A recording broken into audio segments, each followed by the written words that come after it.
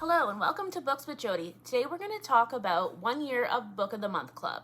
We're going to go through all my picks and I'm going to tell you if it's really worth it and if I'll be continuing. In January I have 2 picks. I picked January 2023. I picked What Lies in the Woods by Kate Alice Marshall and The Light Pirate by Lily Brooks-Dalton.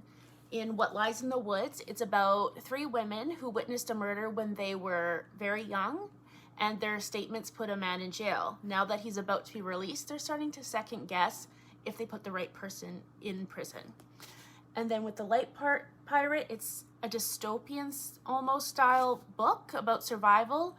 Think people floating down the streets in muddy waters with a raft and they're paddling through.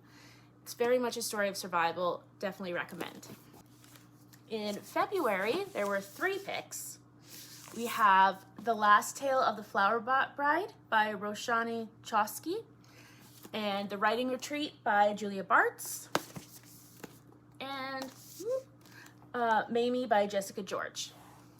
Maame by Jessica George is a really emotional book about someone who loses a special person and the grief and how they're trying to make sense of it and move forward while still missing this person. On the other end of the spectrum, we have The Writing Retreat. This is a ridiculous thriller that I definitely recommend. It's about a group of writers that go on this retreat to see this reclusive author, and they're all writing to win a publishing contract for their book.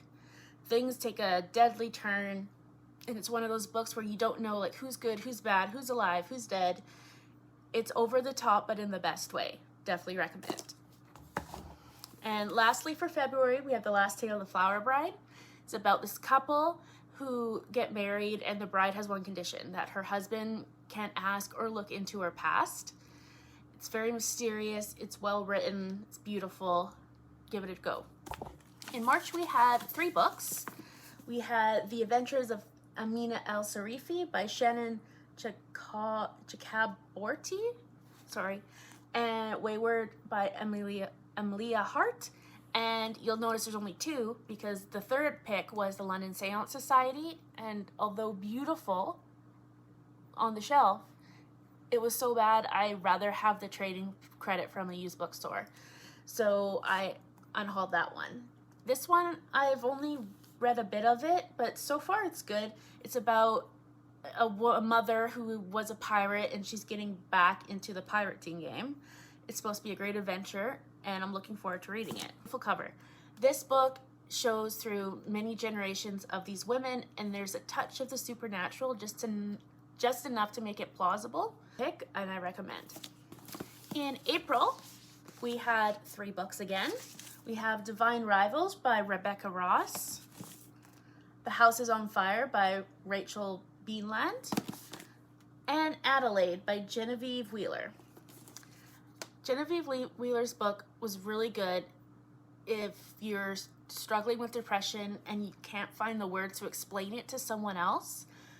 This book will give you those words. It's a beautiful book. It's a difficult book of a woman's journey with depression and just going through the motions. Recommend, but you need to be in the right headspace. The House is on Fire. I can't really get into it. I'm going to keep it on my shelf and give it another go. It's about an actual fire that happened in Richmond, Virginia in 1811, and it's based around real events of this theater catching fire and the chaos that goes around it. I'm still hoping to get to this one. We'll see. Next, we had one of the big books of this year, Divine Rivals. This is a beautiful book about there's a war happening, but they're giants. They're afraid of the giants and these like scary birds that can fly over and drop bombs. And in the heart of the story, it's 2 people, and they both have these magical typewriters. So the one woman thinks she's typing stories and letters to her brother who's fighting war, but it's really being received by her rival at the newspaper.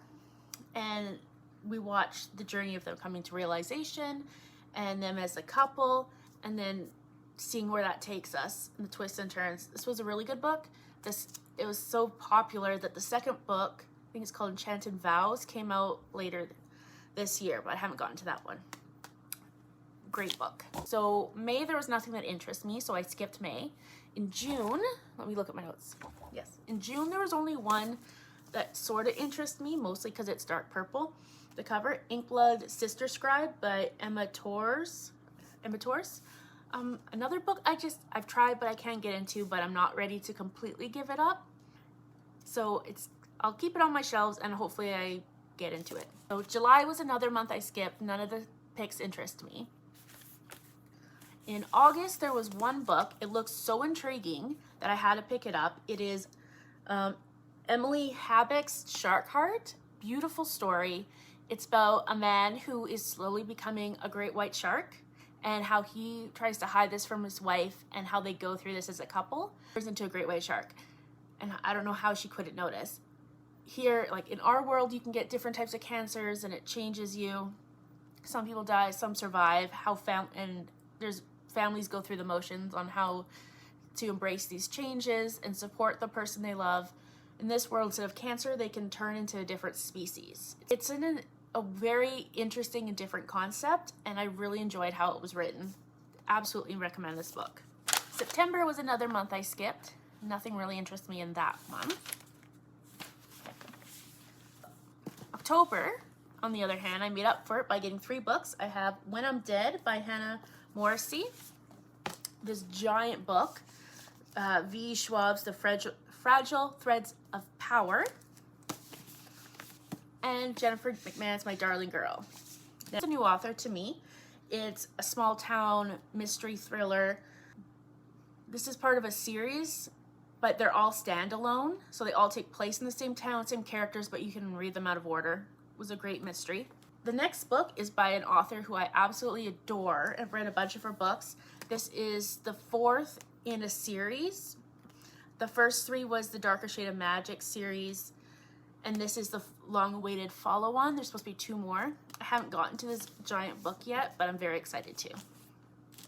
And lastly, from one of my absolute favorite authors is My Darling Girl. I think this is the 6th book I've read of Jennifer McMahon's. I love her writing. There's just a touch of the supernatural, which I like. Anything where it's not over the top. This book makes you question what's really happening. Like, who's telling the truth? Are they lying? Is it person's mental health? Are there scary things going on? Read this one. Very good. In November, there was no books that I was interested in. December, we have The Kingdom of Sweetness by Erika Johansen. This was pretty good. It's a dark retelling of the Nutcracker, which I love. The Nutcracker, the music is beautiful. I listened to a playlist of the Nutcracker while I was reading the book. Beautiful ballet. Story was pretty good. I probably won't be rereading this, but there you go. It was good. Fit the Christmas time. So there you have it. Those are all the books I chose over the year. My thoughts on continuing. I probably go every other month, because if you're only getting a main pick, you're paying the full price, and it's not really any cheaper than going and getting it from the store or a big bookseller. It only is really worth it if you want all the books to be, you get a lot more out of the subscription if you go every couple months, so you can get up to 4 add-ons. Now, add-ons are only $15. So when you're paying $15 for a brand new release hardback book, then it's worth it. It will continue, but as you can see, not all months are hits. There are a lot of misses, so we'll see. I'll probably start again. There weren't any for this month in January, but maybe in February, we shall see. Stay tuned.